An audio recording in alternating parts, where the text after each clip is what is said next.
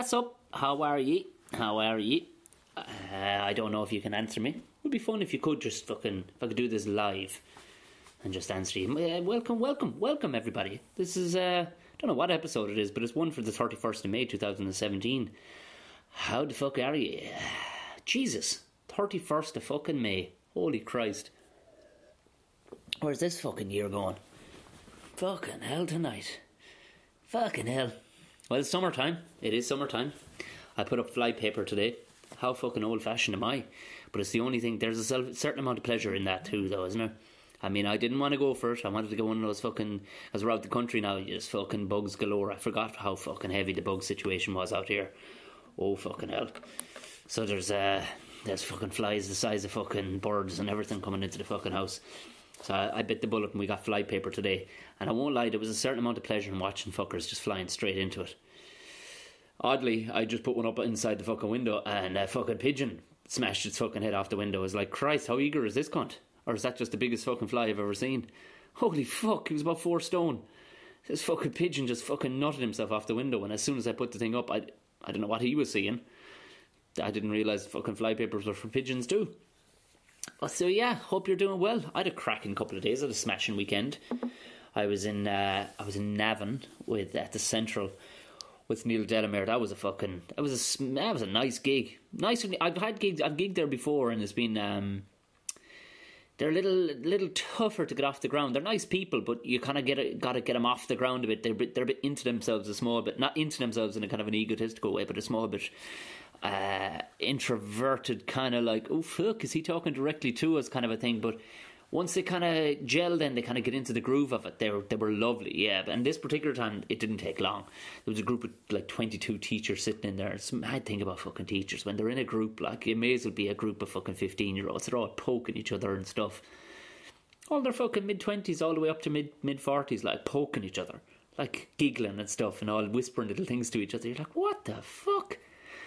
So, yeah, they were grand. They were grand. I think Neil was like, shit. Fucking have to deal with this now. But in fairness, they were fine. They were absolutely fine. There was a fucking dynamite woman by the side of the stage. She was like mid-50s and she kept on snorting. It's fucking nothing more glorious for a comedian than hearing somebody snort as loud as a fucking pig. It's you know, you've hit the mother load. Like, that's like hitting pay dirt, as they say. Because if somebody's laughing to the point where they sound like an animal, you know you've done something fucking right. That was a tasty one. Of course, I buckshot down at Wexford with myself and the excellent Davy Riley. It wasn't without his stresses. Fuck, you don't realise how dependent you are on the fucking phone until it shits the bed. My phone did something in my pocket where I thought it had updated and cleared and went back to factory settings, but it did something weird. It went into... The phone has been shit in the bed for the last fucking couple of months, and I've finally burst out and I got a new fucking phone today. But oh Christ, even the effort of that. You think, here's my phone, can I get another phone? Oh, sweet Jesus, I had all to do but get a fucking tattoo for this prick. And this lad, the old English wasn't the best, and I couldn't stop looking. He was of I'm going to say, Indonesia descent. And fuck me, I couldn't stop looking at his moustache. It was the weakest, worst effort. It looked like somebody had sneezed pubes and had stuck to a sweaty upper lip. Like, I've seen old women grow better fucking moustaches than this guy. It was fucking... I was just annoying. I was there like 20 fucking minutes. And all he was doing was... the fucker was trying to upsell everything to me. It's like, no, I want the exact same thing. Just give me a fucking phone that works. Jesus Christ. Oh, fucking... It was... I got through it though. I got the phone. But that evening, picking up Davey, because I figured it was just easier to pick Davey up. He was on the way to Wexford on the south side of the city, so... Phone did this fucking thing where it switched users or something, so it did go back to factory settings in my pocket. I had no idea. Of course, I lose everything. It has no fucking memory of the world. It's like, honestly, a newborn fucking baby. The phone did all but piss in my fucking pocket and shit all over me. It was just fuck. Oh Christ above. And then of course Davy's fucking place is like a new addition to this old estate. Of course they haven't updated Google Maps for where he lives. Couldn't contact him because I didn't have... Oh, Jesus Christ, I didn't have his number. But anyway, got him on board. We got out of there. There was no pressure anyway. We got down there. There was a full house. It was fucking glorious. Wexford's the next level. Like, that really is the Riviera of Ireland. fuck, like, there is money there. It was like a Thursday night. Our venue was full. The same dude was running a venue up the road where Bucra Brass were playing. I was amazed I got anybody, because those guys are fucking savage. If you haven't seen them, just check out their stuff on YouTube or Facebook. They're brilliant. They're a bunch of young guys. They play brass instruments, but it's all like cool, funky new songs and stuff, and they put a funky twist on kind of a classical thing. But that place is full up the road too, and like, it was all, you know what I mean? It wasn't fucking hipster assholes like who were just, you know, necking fucking naggins outside the door. These are all well-heeled people. A lot of, I would say, kind of just, I'd say there's a lot of swingers down there, you know, that kind of way. There was a lot of people who were, they were far too fucking happy, you know, for Irish people, like, you know. But maybe I'm just being, that's just a cynical old prick in me, because we popped up the road to see these guys just to say hi to the organizer Brian, and fuck, it was just impressive. It was impressive. It was like a night out in a town that you wouldn't typically see in Ireland on a Thursday. Like, it was like none of these people, you got the vibe, had work the next day. Or if they did, it was their fucking business they were going into. And the place is full, jointed, to see these guys. So that was an absolute fucking sweetie of a gig. Fucking lovely. But it was just such an affluent town.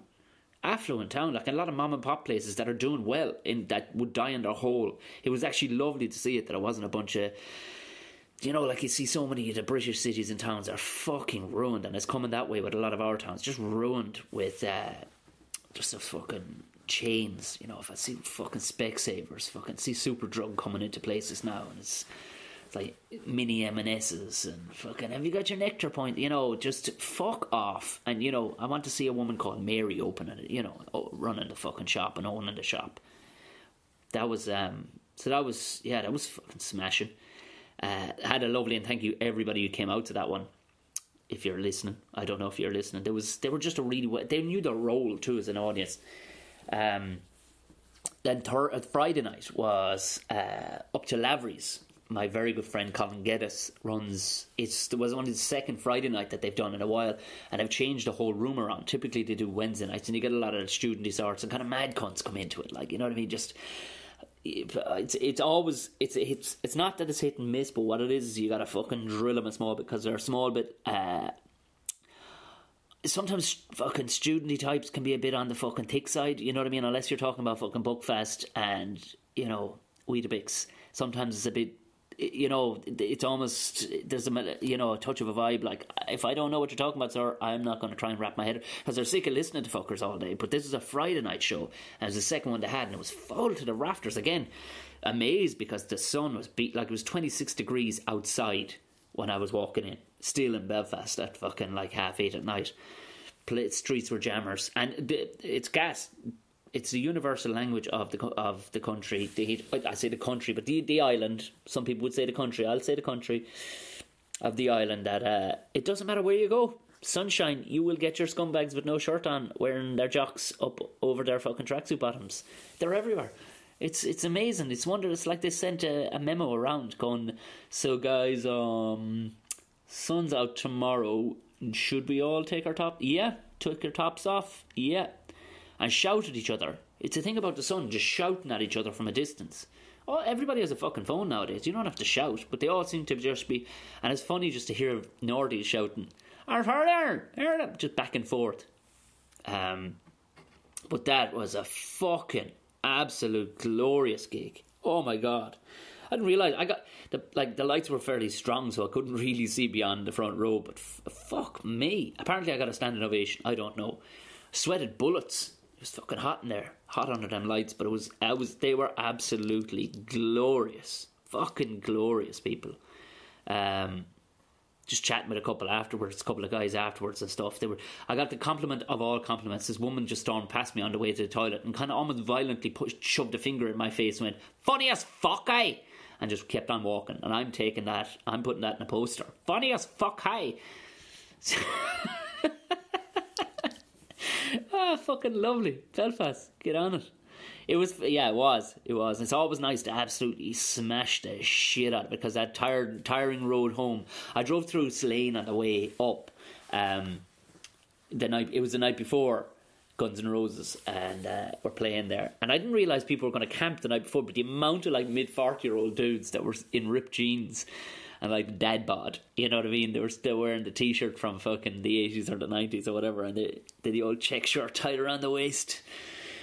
A couple of guys were totally, you could tell, were suit wearers during the week, like. But then there was a couple of guys who, like, with longish hair that was thinning. But fuck me, I mean, to see the level of security, like, for like 4 miles in and out of the town, every single house had, like, you know, building site fencing up outside it.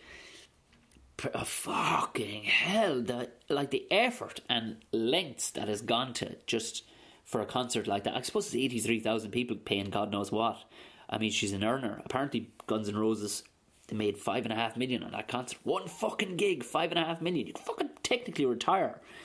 I mean, I know it's not going to pay for the shit that old Axel's doing to his face these days. Holy shit. I saw some of the videos people put up.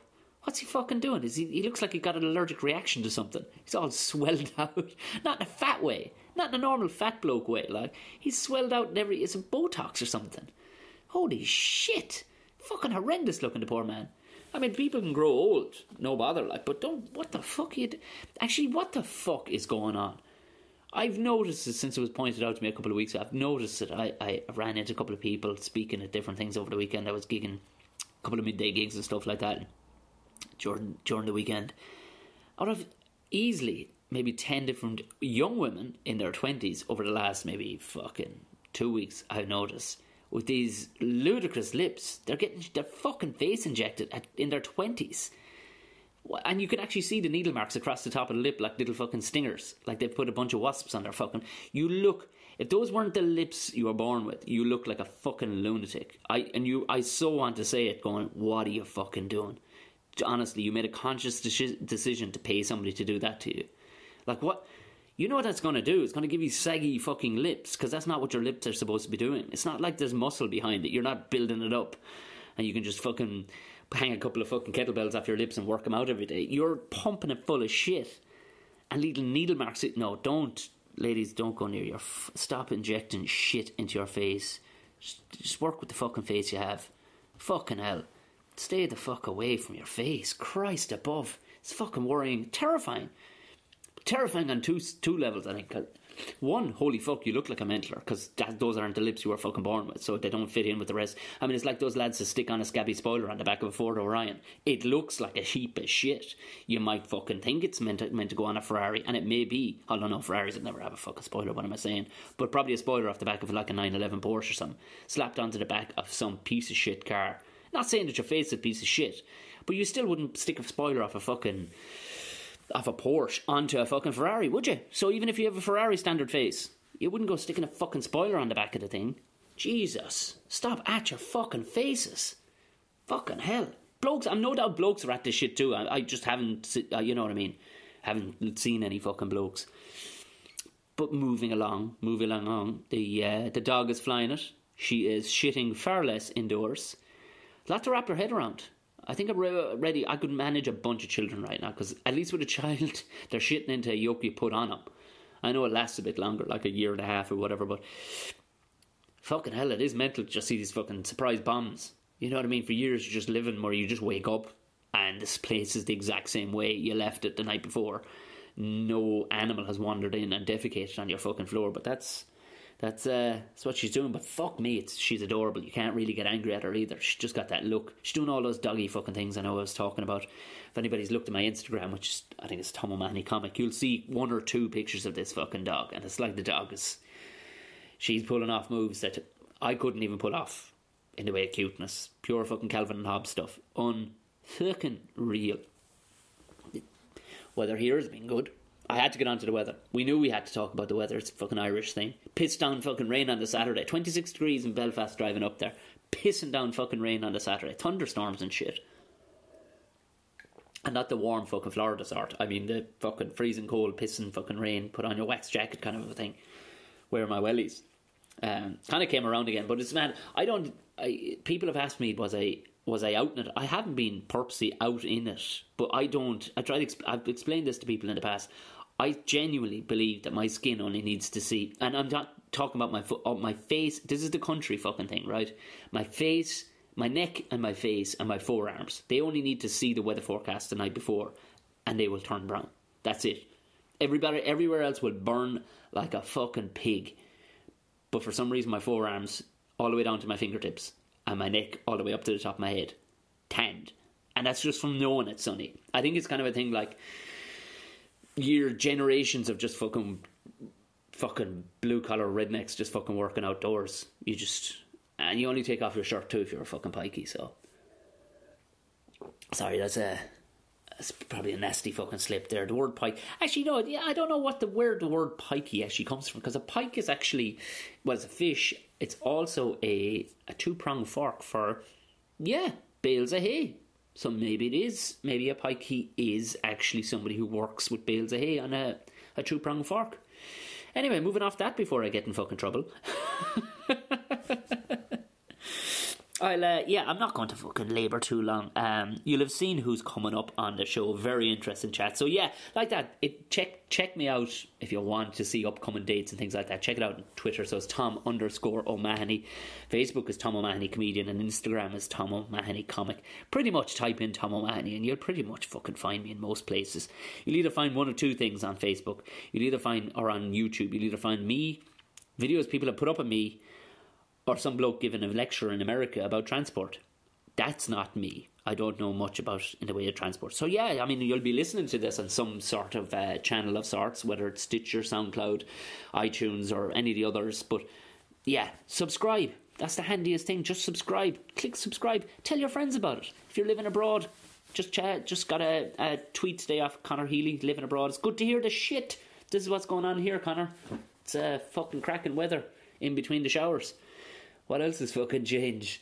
So yeah, like that. Tonight, if anybody's in Galway, anybody listening to this tonight, I'm in the underground cellar. Again, cannot remember. I never remember the name of streets, especially in Galway. Just look for it. It's the cellar on a Wednesday night in Galway. You'll see me there. I'm not sure who else I'm on with. I'll be closing the show there.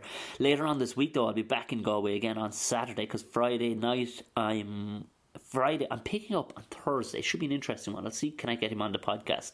I don't know what way it's going to pan out, but I'm touring with Tom Green. I know I said that last week. Tom Green of MTV and Road Trip and a bunch of other TV show fames. I'm sure he's mellowed in his older age, so it should be interesting. But I think his wife is coming as well as his videographer.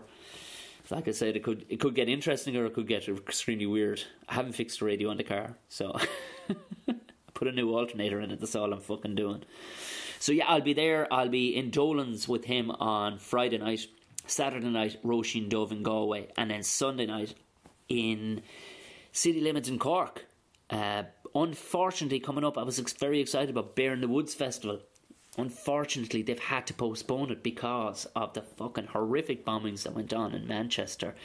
And new guidelines came out for weekend festivals in the way of security, like massively. Came out immediately. And of course, the guys weren't going to be able to get that shit turned around, because you can't just fucking fill out a new couple of papers. You got to get new companies on board who have new fucking strategy plans and stuff like that. So the fucking poor lads, everything. The fucking House of Pain, who knows, will they get all of them back? Right, said Fred. I pledged anyway to come back, because I know that. Can you imagine the fucking dose of that down the top of your head? Oh, everybody lined up, flights lined up for people, fucking accommodation lined up, transport lined up, artists, like the place was starting to look amazing. It's essentially a festival in the fucking woods. Like, it looked really, really cool, and they had to knock it on the head. But it will be later on in the year. I'm guessing they'll go for something like August or September. But yeah, hopefully we'll have a date back, and I'll tell you all about it. Upcoming dates for Buckfast. Jesus, you could drink that. Oh, that's something I took one smell of it one time, and it was off the breath of a fucking alcoholic old man. So that's all I needed to know about Buckfast. I went to college. I went to college, and I was fond of it there, but I was more of a white cider man myself. Buckshot, the next one will be in the Roisin Dove again. Fucking love Galway, but it looks things. But the 20th of July is during the Arts Week, so seems like very fucking arty, Tom. Fair play to you. But nearer to that, I'll be dotted around the place. I suppose one of the bigger ones I'll be in the Laughter Lounge the weekend of the 15th through to the 17th of June. And that's all. I'm not going to bore the living bollocks off you with fucking gig dates. They're very easy to fucking find. Just type in Tom Mahoney's most shit and you'll see my fucking head popping up. So my guest today is an up and coming boxer and comes from ridiculous fucking lineage. His uncle I had on a couple of weeks ago, Pascal Collins, and he kind of briefly gave an idea about this guy Stevie Jr. Stevie Jr. makes him sound a lot less ominous than he is, but this, ladies and gentlemen, you can tell this guy he's got a vicious streak in him. Exactly what you would want in a boxer, but what you'll find out is that boxing wasn't his first love. Even though his old man was a 2-weight fucking world champion and he was basically the Conor McGregor of the fucking 90s, he was an outstanding fucking pro rugby player on top of that. So, Jesus Christ, some people are just gifted all the fucking gifts. I bet she's a massive fucking Mickey as well. I never asked him. But, Stevie, if you're listening to this, pictures will do fine, just to verify my assumptions. But, yeah, not to make it too fucking weird. He's had a lash of fights already. He's only been boxing for 4 fucking years. Can you believe that? Like, he's in his 20s, decided to pack in the rugby after, a couple of stints. He explains it himself. But he's fighting on June 24th. So if you've never been to a boxing match, which I haven't been to in a long time, but I'm most definitely going to this one. Herself has never been to any sort of a combat sport, or not much in the way of sports. She's coming along and we can't fucking wait. He's going to be fighting another Irish guy, Paddy McDonough, who had the title before, but it's vacated, so it's the Irish light middleweight title. You know what I mean? You'll see even in the picture, if you look at the picture that I posted up on this, the size of his fucking fist versus the size of my head. This kid's a fucking powerhouse. I can't see him. For a bit of research, I watched both the boxers, and holy mother of fucking Jesus, put your money on Steve Jr. He's the real fucking deal, and I think he might be the next big fucking thing if you keep your eyes peeled, because he's got the dedication, but he's got this he took up boxing 4 years ago, and he's a highly successful pro already. Holy fuck, what can you take up in 4 years that you'd be absolutely at a pro level already, knocking the bollocks out of people? He's an absolutely fucking smashing bloke, very forthcoming and really, really fucking articulate. I had a great time. You'll hear this one. It's in the gym again. It's in the changing rooms, but don't worry, there wasn't as many fellas swinging dicks walking past as there was during Pascal's one. So you'll still hear the fucking training going on outside the wall and everything, which I think kind of adds a small bit to it, but it's a great interview and I hope you enjoy it. Please give it up for the fantastic Steve Collins Jr.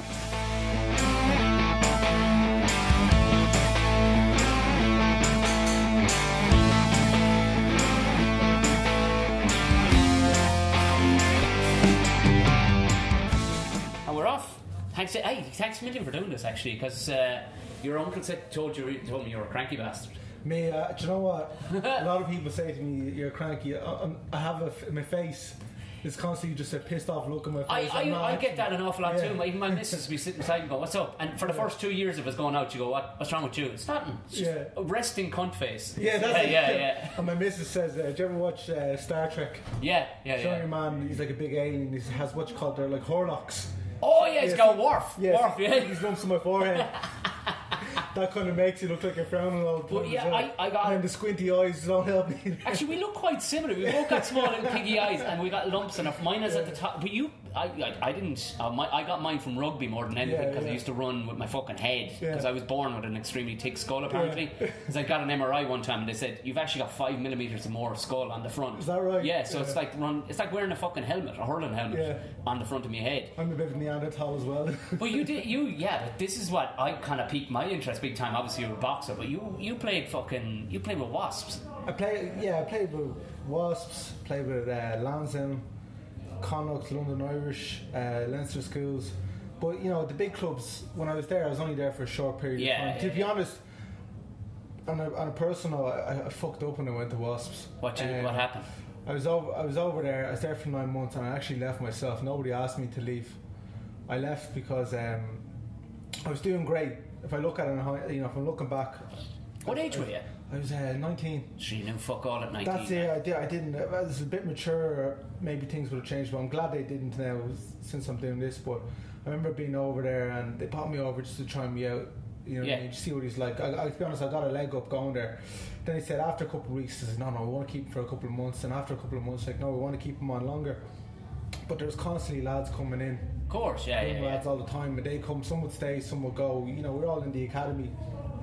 And some great names when I was in the academy, by the way. Christian Wade, I don't know if you know him. Fucking hell, yeah. Yeah, I remember Christian Wade was there the whole time, and he's a cool dude, man. When I remember when I was there, he was so electric. I was like, I know he's going to play for the Lions one day. Anyway, so when I was with London Wasps, I remember I was working in my uncle's pub over there at the time because I had no income. They weren't paying academy me. player, yeah. Well, they paid some because I wasn't on contract. It was kind of like, right, he's here for a week, he's here for a few months, he's here for the year. So I was working in my uncle's, and it was a bar. So I got up we'd be in the gym for 6, 7 in the morning. You train during the day, you come home, you eat, then you go then I go to work, and I work till 1, 2 in the morning. I was doing this on a cycle every day, and it was really, really getting to me. I remember my weight was dropping, and rugby, it's all about weight. Size. And like were you a flanker? I'll be honest, I'm really a flanker, but I play open side. I'm really an open side flanker, but I play hooker a lot because I'm 6 foot. These days they want line out options for flankers. Yeah, so 6'3" would be kind of where. Yeah. Well, maybe there's exceptions, like guys like Sean O'Brien and stuff like that. Yeah, I mean Dennis Leamy had a long career. You know what I mean, and you'd be a similar build to him. But it's more the latest guys. Anyways, so when I was working there, and then guys will come in who I thought were very good, and they're kind of getting rid of them. I was like, look, this is fucking inevitable. They're gonna just give me the boot. Who was your man there? Was it Sean Edwards? Sean got me the leg up. Right. And then the academy guys were looking after me. Don't ask me the names, I'll forget. They're completely. Who was coaching at that time? Sean was a defensive coach, and there's a guy called Tony Hawk. Oh yeah, Tony Hawk. So and I remember saying, fuck this. I'm losing weight every day. I says, I'm coming in worse training because I'm just constantly being fatigued. I'm going to nip this in the bud. I'm going to go home. I'm going to go back playing for Leinster. I'm going to play for Leinster. What I thought was being a good thing was bad. So I just kind of packed up and left. Very childish, very immature, and I felt bad about it for a long time. But you live and you learn. Oh, and you came back? Did you go playing with Leinster or Lansdowne? Straight to Lansdowne, and I went on the 20s at Lansdowne, worked myself up to the senior first team, and then Connacht would often bring me in just for A games, as injury cover, or just to kind of have a look at guys. And then I went. Was Eric Elwood? Was he there at that time? Eric. I can't even remember. I was dealing with the academy coaches. Yeah, of course, yeah. And then London Irish, I went over just on, it was more or less an injury. They said to me it was a trial, but it wasn't, because one dude was injured and I came in and I played, and as soon as he came back, they got rid of him. Right, okay, But sure, it was a good experience all the same. Fucking hell. Yeah. And when did you knock rugby on the head? Was it because fuck me, the transition to go, I'll be a pro rugby player, now I'll be a pro boxer. I've been asked this question so many times. It's just, I came in here, I was still as adamant I was going to be a pro rugby player. Since I was 7 up to 23 is when I quit. It was like, I'm going to be a rugby player and no one can tell me otherwise. I wouldn't go to school. I'd fuck off and I go to the gym. I drive to school, go in for a few classes and fuck off to the gym and go lift weights, or go into the library and I'd be reading muscle magazines. How was it rugby? Because look, like your family, the fucking dynasty is it's kind of one sport there. Although then again, your uncle played soccer, he did. So I can tell you exactly how I got into it. I was about 6 or 7, and I was always obsessed with superheroes. Of course. Like Spider-Man, Superman, Batman. I liked the big muscular kind of superhero thing about them. It just appealed to me. And I remember my neighbour, his name was James. James is still a friend of mine to this day. His dad brought him up to play rugby, and I can remember my dad and then his dad and then the neighbour saying, "Oh, James is going to be a big, strong rugby player," and then that sparked an interest in me. And I was like, I want to be a big, strong rugby player. So I went down, and then I fell in love with it then, and then I said, who did you start playing with? I played with a local club called Coomwine. Oh yeah. And I stayed with them till I went to school, and I started playing at Castlemont College, just my local school, and then from there on went to different clubs. Okay. And boxing, obviously, was that always in the background then? Because it was. I always wanted to box, but I remember I didn't like it because it upset my mother. Really? Yeah, she didn't. She liked me playing rugby, but she didn't like to see me hurt. I remember she didn't like to see my dad get punched, and I just said, right, Ma doesn't like it. I'm kind of happy doing this. Yeah. It was just something extra I wanted to do, but I always. She was okay with you getting smashed in the face by 14 other blokes, like. She didn't know. She was afraid of brain damage, and she was afraid of. And also, I had such a big interest in rugby that I said, fuck, I'll stay with this. But I always wanted to box. Apparently, I always wanted to box. You know? So, had you boxed at all prior to 23? No. Fucking hell, man. No. And you've had a sweet run. Like, I mean, what is it, 14? 11 or 12 fights I've had.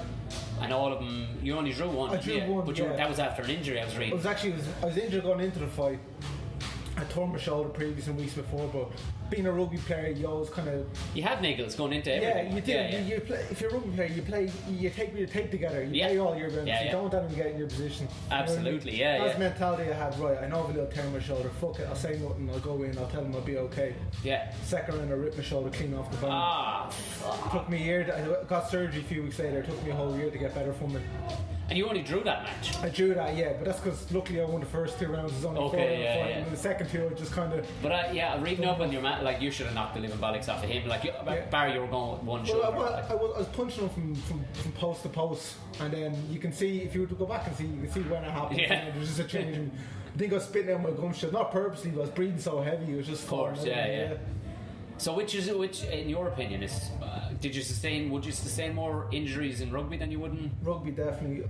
I've taken hits where if you could give me 10 seconds I'd never get up from. Fuck. You know what I mean? Yeah. I've taken hits where I've rolled around on the ground for minutes and I've walked around feeling that pain for months after.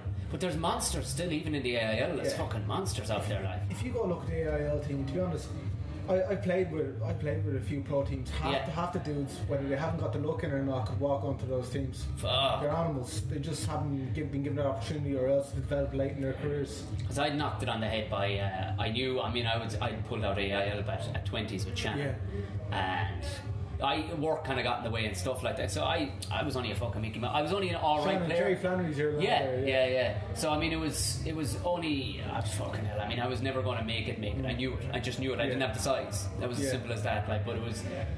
I started playing bits and pieces of rugby, but you could see, like, there was one lad in our team at under 20s. He went on to play for Bath. Mushy was his nickname. Tony Buckley. I know Buckley, yeah. Well, I don't know him, but obviously. Like, he was that size when we were 18. Yeah.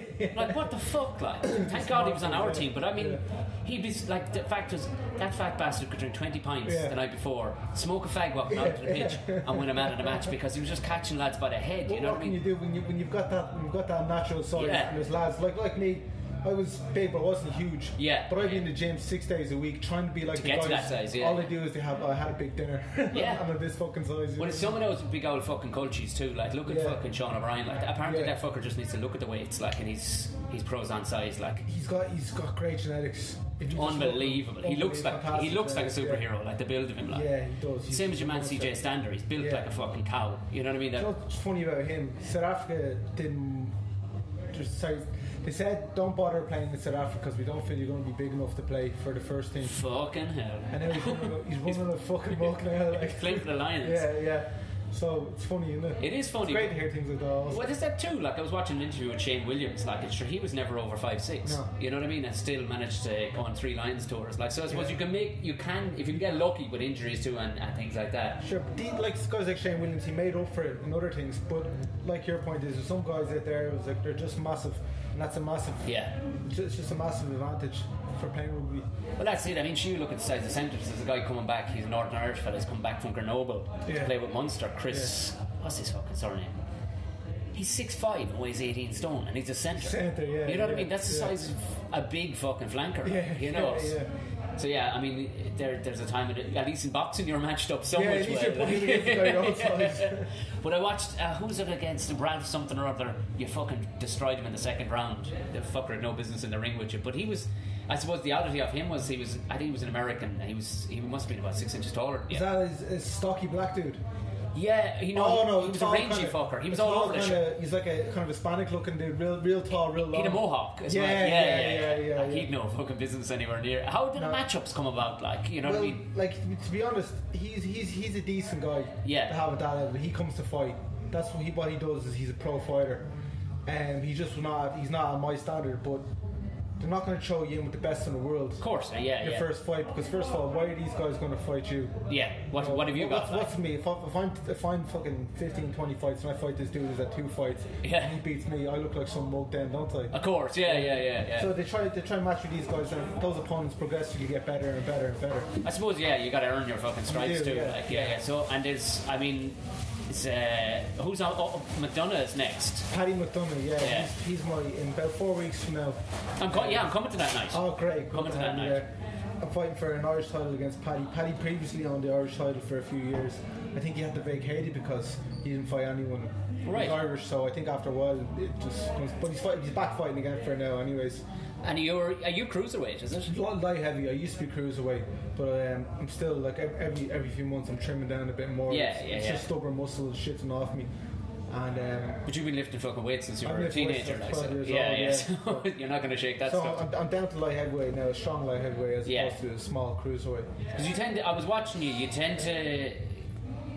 You go for the finishes, like your fucking punches look like. Even I was watching you sparring there, and I was on a podcast last week, and the lads do a lot about combat sports and MMA and stuff. And I was telling them I was in here, and I was just watching you. I think you were.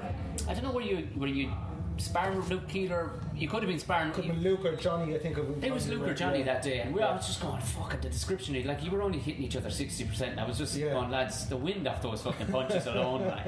And was a weird feat. Like, obviously you watched your old man. You're come from a dynasty of boxers. It's like, what the fuck was it like first day going, alright? I shit myself. Do you know what? Yeah. I'm very unfazed. If I was going to the ring tomorrow, I'm very unfazed by it. Yeah. Very fazed by the crowd, the whole experience, or being another man.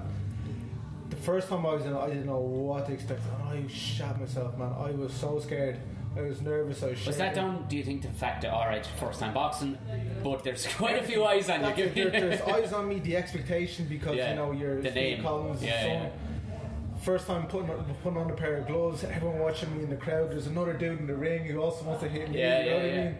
It was surreal for me, and but after that I was like, it's a fucking big deal. Two arseholes hitting each other in the head at the end of the day, no biggie. It's not really important. How many times did you bite your lip and not actually rugby tackle fucker into the ground? Because there has to be a point where you're going, I could fucking smash you right now. If I speared you right now. It was like, if this dude starts punching the head off me, I'm going to pick him up and dump him into But yeah. Fucking excellent. And you've been to America back and forth. Do you know, where do you see yourself? Because you seem you'd have to be focus driven, like, given what you've done. Like, fucking hell. When they started off, I just wanted to have a couple of pro fights. Yeah. Like I said, when I walked in here one day, I was like, Jesus, I love this. It's about quality of life for me. This is what I want to do. But even for me, like, coming in here, just even with the handful of there's something almost fucking, what would you say, nearly.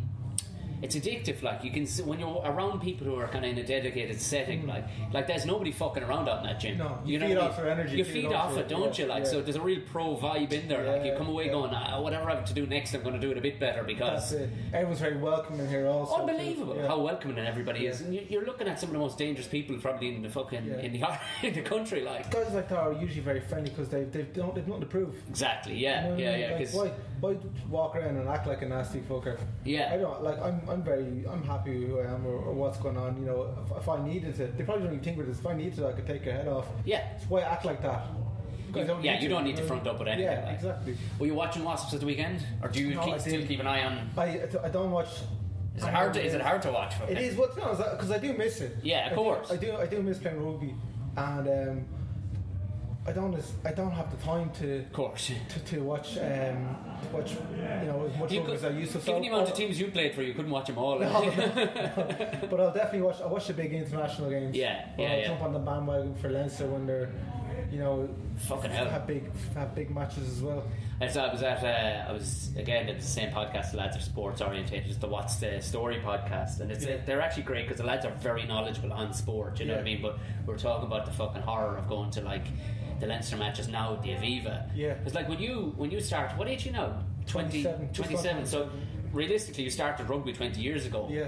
It was a fairly exclusive level of sport interest. Like, there was not the interest that's there now. But like, you go to the Aviva now for a fucking Leinster match, and you're getting half more douchebags who don't even know anything about rugby, like. And it's a social event. oh my god, the last time I went there was to watch a Munster-Leinster match, like, and these two fucking dickheads beside me, just steaming drunk, just screaming at the sky, like, you're going, oh, it's just fucking 10 points of Heineken. It was everything. I fucking hate, and thankfully the lads were the exact same way. They were going, I know, there's fucking fireworks and shit now, and it's basically, I suppose you can see the commercial commercial side of it, because you got to bring people in who aren't the American football game. Oh, I say more so than 50%. 80% people don't know what's going on, but it's an event. But it's entertaining. And I suppose if someone shouts, you get to shout, and you have that bit of, bit of that cheering. And I suppose that wouldn't hurt either for the boxing game either. I suppose what I mean. It's for. Like most of us, 99.9% of the population haven't a fucking clue what it's like to be in a ring getting punched by another bloke. Like, so I mean, we all know what it's like to fucking attempt to sing. So we can appreciate somebody going up on a talent show. Sure. But you've no fucking idea what it is to see somebody getting into a fucking ring. So all you can do is go along with the occasion, really. So the bigger the occasion, the better. Like, but then I'm such an old man. Like, I'm sitting going, I would gladly watch this match by myself. You know what I mean? But and is it the National Arena or where are you fighting? The National Stadium in Dublin, Excellent. The 24th of June. Who else on the... Luke Keeler, my buddy Luke. Deadly. My mate Luke is also fighting for a middleweight Irish title. Nice. Against a guy called Darren Cruz.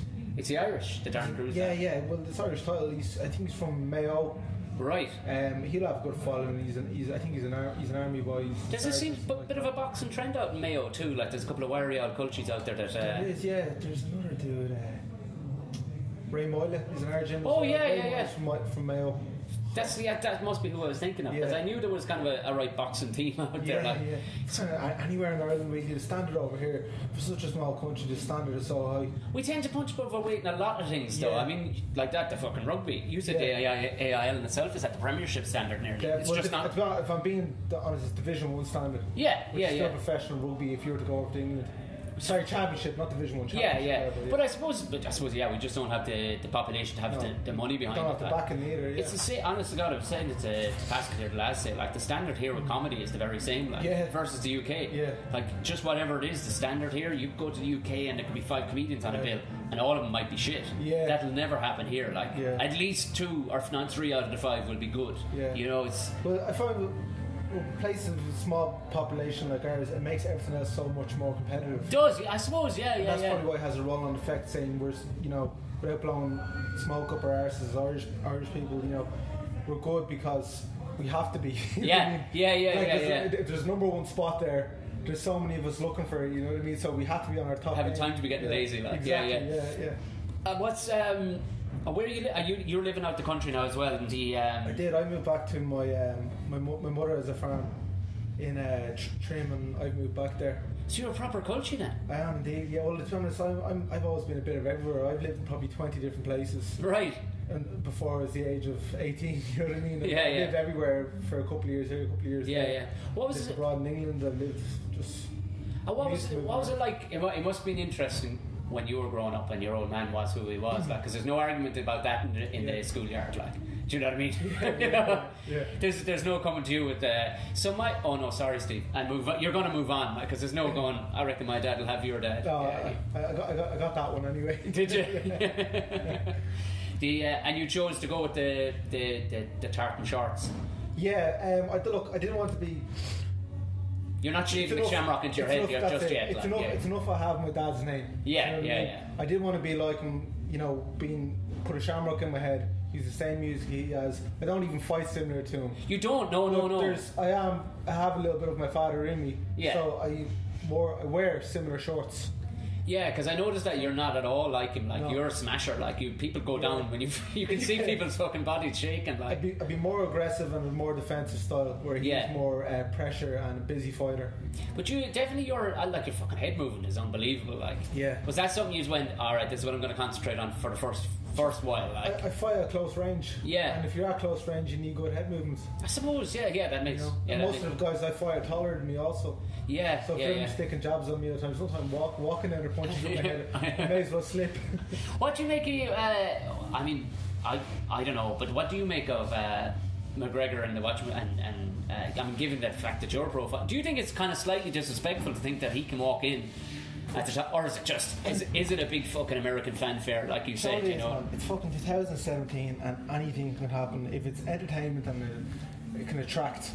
That's a really valid point. If yeah. There's, like I said, if there's a market for it, yeah. if there's demand for it, there'll be a market for it. You know what I mean? As a boxer, I don't think McGregor would have done well, but they're two different disciplines altogether. Yeah. If he does fight Mayweather, to be honest, I put the house on it that he's not going to win. Right, yeah. What I'd like to see happen is is him go out and put on a better performance than he's expected. Yeah. Show much how hard he has, show much that he's gained, show that he has grit, go the distance. Yeah.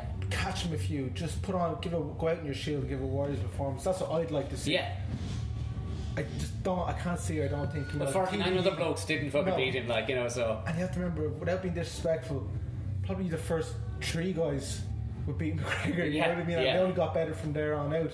Yeah. So, like, it's no disrespect to McGregor, but it's like a dude in you know, playing Gaelic and then just saying, right, just because it's similar to soccer, I'm a world-class I'm the best Gaelic player in Ireland, doesn't mean I'm going to be Ronaldinho. Yeah.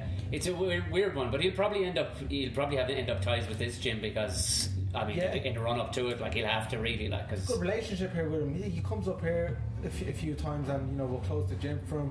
Pascal has a lot of respect for him. He has a lot of respect for Pascal also. Pascal gives him the time, and it's close to home for him. So if he does, you'd be probably too big to spar with him, though, would you? I sparred him before.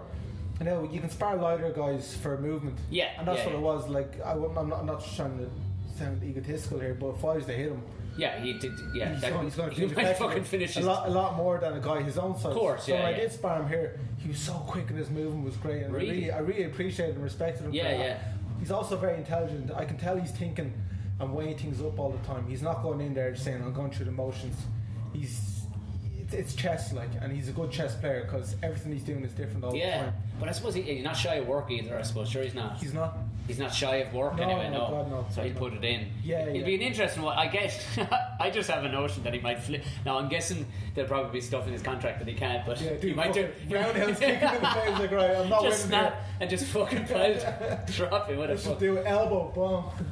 Yeah, I'm guessing there'll be a lot of money tied in that he won't be able to do that kind of shit. Like, but it would be fucking funny. Yeah. I mean, it's boxing. I think is starting to turn back up again.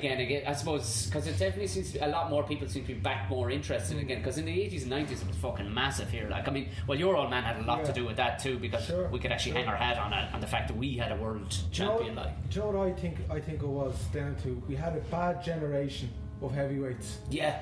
We had Klitschko. I'm not saying Klitschko was a bad heavyweight, but I don't feel he was up to scratch with the heavyweights before him. Also, it was just him. Yeah. He was the best of a bad generation, and he held the belts for way too long and held them all for too long. It's fucking forever, yeah. The past few years, so many good heavyweights have come up. Yeah. So many. We've so many in England, we've some in Ireland, we've loads in Eastern Europe, we've loads of Russians, we've loads of America, and you know, it's not just 3 or 4. Every part of the world seems to have a handful. Division's been blown wide open as well. The belts have been vacated everywhere, so it's an open market for all the heavyweights. All the armchair fans have a big interest in the heavyweight division. It has a roll-on effect for the weights below her. Also, Mayweather has held every single fucking belt in how many different divisions. Yeah. He's retired after blowing it all open too. The economy's back, so the combination of them 3 or 4 things is helping boxing too. And you would have never found yourself training anywhere else, like other than Celtic Warrior or gym, like. But I mean, do you think? I mean, this is tasty out, like, and they'll be most likely champions in this. I mean, it's only open 6 years. Yeah. Where else do you fancy as a decent gym outside of Celtic? Just to be honest, like I said to you, this is Ireland. The standard of boxing is so good. The majority of gyms are great, but this is Ireland's best professional gym. Yes, It's tailored for professionals. I know there's dudes walking around that probably wouldn't punch snow off a rope, but they're just here because they like boxing. They're here to train. Yeah. There's a great community here, you know what I mean? But if you look at the guys that come in here, they're quality. Everyone comes to our gym. They don't go to theirs because the best pros in Ireland train here.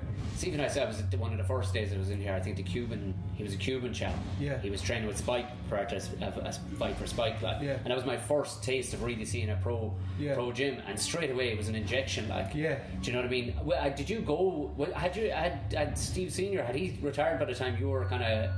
Yeah. So about 97, 98 is when he retired. Right. So I was 7. 7. So you wouldn't have seen. You wouldn't have gone through too many fights as a child, No, would you? not one. Didn't even watch them on telly. Didn't you? No. I tell the story to everyone. I can still remember everyone. He was away, and I stayed in the neighbour's house, and everyone was in the neighbour's house because she had bought the Sky box office. Yeah. It was my mum's friend's mother, and so everyone was watching downstairs, and we were up in bed, but they brought me downstairs. Says you can come down and watch your dad's fight. I didn't care what was going on. I was just great. I was allowed to stay up late. But I suppose, but it's for anybody else thinking about it, be like, what the fuck? You're all, Jesus. Yeah. But you can normalise it, like, because it's like, this. I was born with dad being the superhero. Yeah, I knew no difference. Of course, But like I said, it's only when I got older that I appreciated the magnitude of everything. And it must be class having him for advice too, because he seems like a level-headed bloke. Like, it's not like having Eubanks old man must be some fucking amazing mad shit to listen to. Imagine their dinner time chats, like fucking egos, like, are outrageous. Pure narcissism there, and that dinner table. I'd say it's a fight over to talk about. Can you imagine it? Like, it's or is it total close the door and go, phew, thank fuck? Do you think a lot of that shit is front? Well, to be honest, I think they're definitely showmen. Yeah, they definitely do act up. Like, I even seen a couple of nasty tweets Chris put out there about Kell Brooker on the weekend. He doesn't mean that. Yeah, he wants to say bad shit. So people, he's a troll, like, essentially. Exactly, he's trolling. That's exactly what he's doing. He's trolling.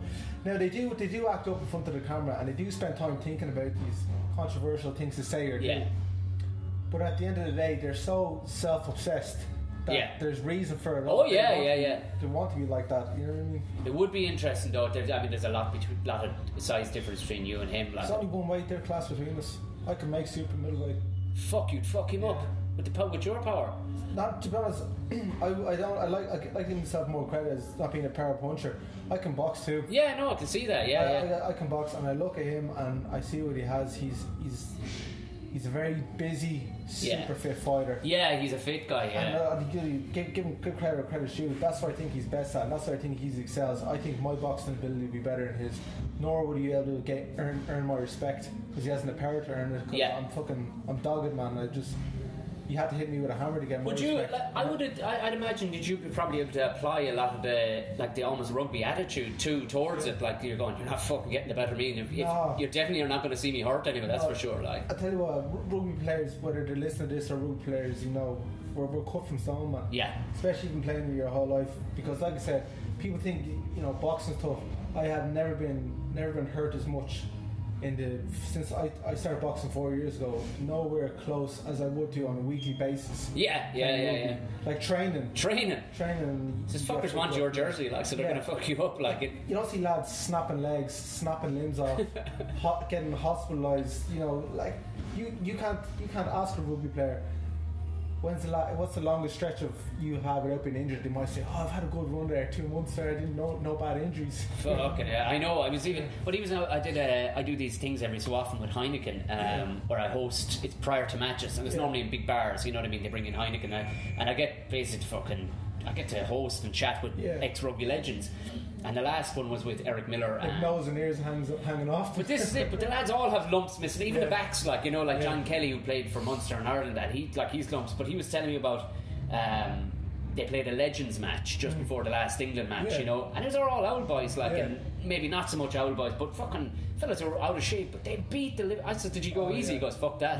He goes, "We'd all plans of going easy and there'd be pints afterwards and be fun and everything."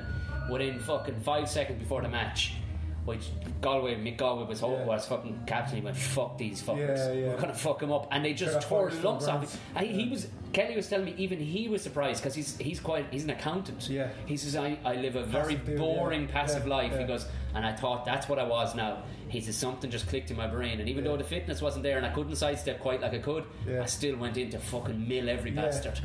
Do you know? And even that day, like he'd had, because it was a dry pitch in the RDS, he had basically fucking essentially grass rash all down the side of his face. He didn't give a bollocks. He was like, good, great, and it's great to see that. But he's right about saying I wanted to hurt people or fuck them up. Like when we played rugby, you purposely wanted to injure someone. Yeah, you did, because if I can hurt you, I know the guy coming on isn't as good as you. No, because he's on the bench for a reason. Yeah, and you will, and if you see opportunity, you will fuck a guy up, like. Yeah, you will, like, and it's not bad. It's in. He'll do it to you. That's That's the game. Yeah, that's the game. Yeah, that's the game. I remember for 2 seasons solid, we used to play Belfast Harlequins. And I remember playing with my opposite number 12. We purposely, like on the opening exchange, would fucking bust each other and hope that the rock would come in over so we could punch the shit out of each other without the ref seeing. Like. But it was fine. That's just how it was. That's just how it was. There's no bad blood after. No, afterwards it was pints. It was pints afterwards. You fuck, I'll get you next time. And there's no egos there. That's just it. That's it. I remember looking down. He got me in a ruck, but he stood up and he managed to stamp down into my balls. And I remember seeing blood coming off of my shorts, and I thought, "Is a nut gone?" But it wasn't. It's just a cut in my leg. But it was. But even he was laughing. He was going, "Fuck it," because I know you do it to me too. Of course. So yeah, I suppose the idea of boxing too, though, but there is a level of danger too because it's so. It's honest. It's two guys genuinely punching the fucking heads off each other. Whereas in rugby, people don't fully understand the clatters that are coming in. You know what I mean? But in boxing, it's there for all to see. Like, yeah, sure. And the have you was it as a result of? Do you think was it a benign injury to shoulder as a result of rugby, or? Do you know what I say it was? I say there's some years of trying to bench press as much as I could and as often as I could. Taking hits on the shoulders, and I actually reckon I wasn't a good line out thrower. Right.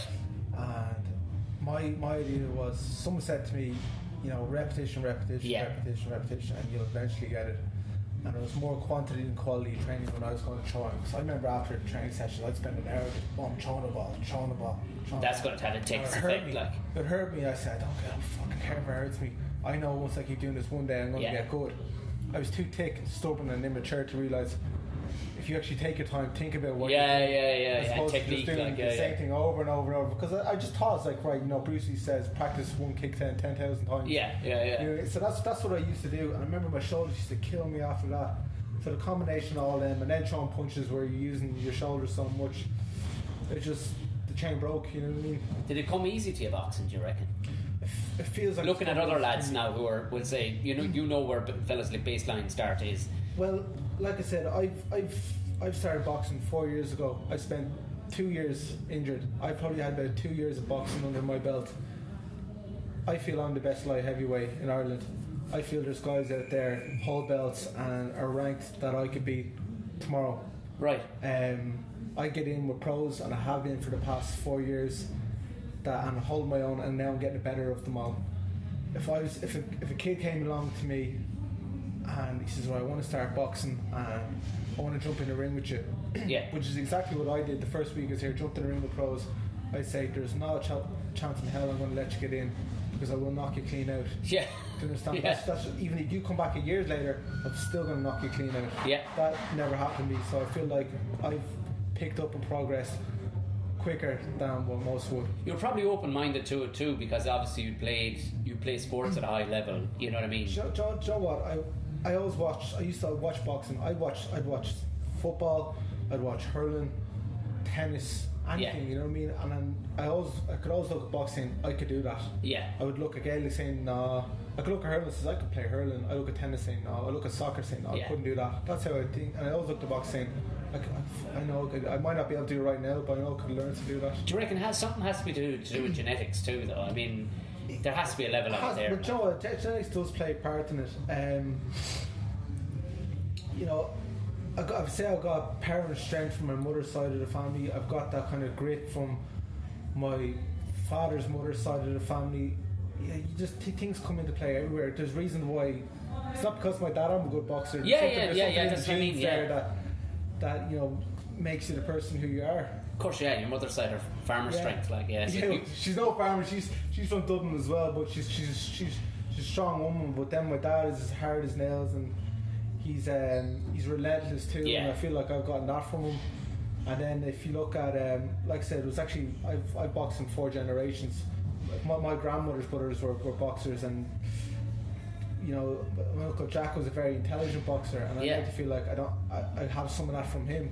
His boxing ability. And then I have another uncle who's just brawler, who's just dogged and just tough, and I like to feel like I get bits of that from him too. And that's the thing, I suppose. You see, as you said, you can box, and that's, I suppose, you came into it as an adult too, so you don't. you know, if a young lad is starting boxing at age 10, like he's used to being told what to fucking do the whole time. So maybe he's over reliant maybe on a coach, whereas you've kind of you forged your own paths to rugby. Like you made a decision at 19. I'm leaving Wasps and I'm going back to Lansdowne. I'm going. I mean, you won the AIL that year. We won 2 AILs and while I was with them. So like 1920 to make it onto the first team is fucking ludicrous. So by the time you decided, I'm taking up fucking boxing.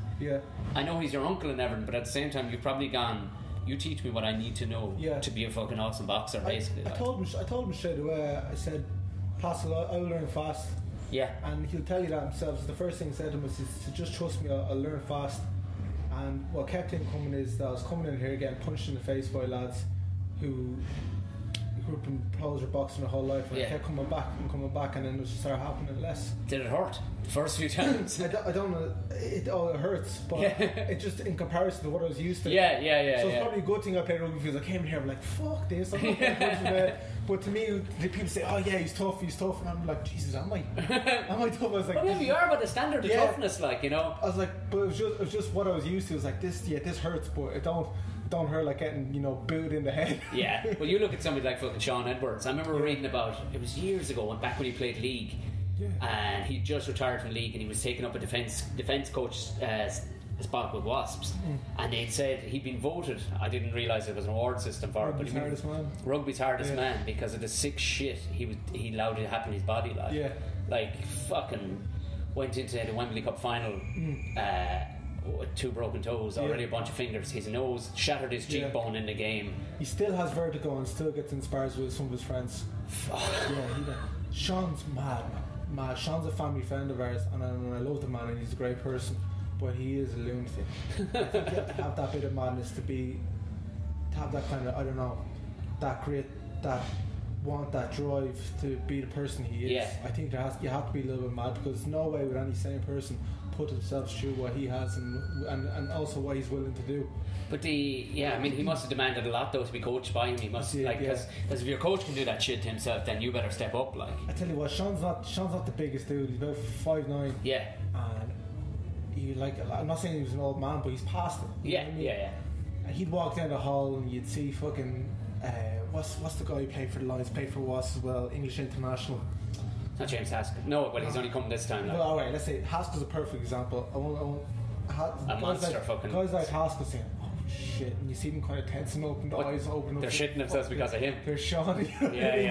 He's that terrifying still, like. He does, and he has that presence about him. He comes in there, you look at him, and he's looking through you. Fuck. And he doesn't mean it. You're kind of sitting on edge saying, is he gonna go? You know?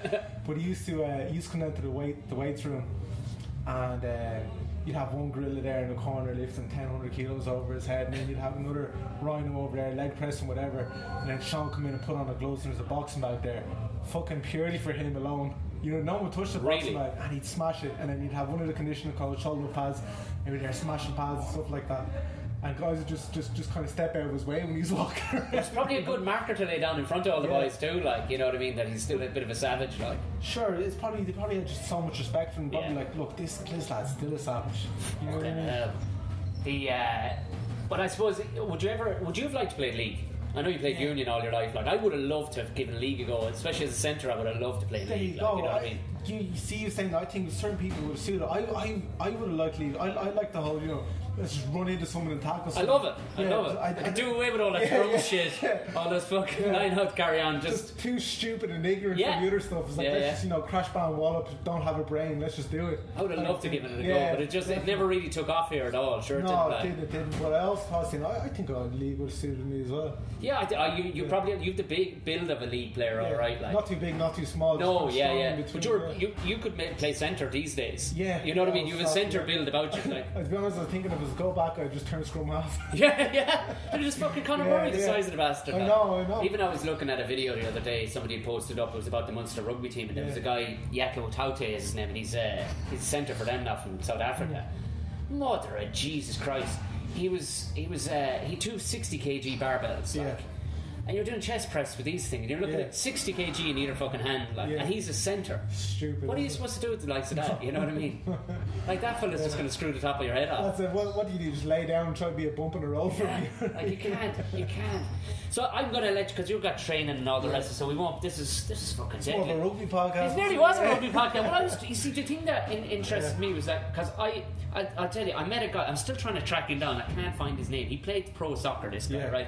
And it was a thing that kind of sparked an interest in me, because this podcast was meant to be, I don't know what the fuck it was meant to be, but it's turned very sporty. Like, so I had Brendan Cummins and our Tipperary hurler on last week, and but I met this guy before in Galway. He was a pro soccer player. The soccer was going fine, and an Icelandic team came after him, right? So he was making a few bob in Galway. They said, look, we're going to pay you $2,000 a week. He went, fucking lovely. Went over, it was tasty, got 2 seasons out of him, fucked himself up. That kind of finished his career. So he moved back to Galway. Had gotten fascinated with huskies while living in fucking Iceland. So he said, look, I'm still going to stay running 20 miles a day, even though I'm not going to play pro. I'm going to get a fit dog. Went to buy a dog off these specialists that were husky people down in Wexford. Ended up buying a brother and sister pups. These motherfuckers were the maddest things. He was running 30 miles a day and still couldn't beat him up, right? He rings him up, goes, what's with these fucking dogs? They're not tiring out. They went, we thought we told you that. They're from champion fucking sledders. These are pets. He said, they're sledder dogs. He went, what the fuck?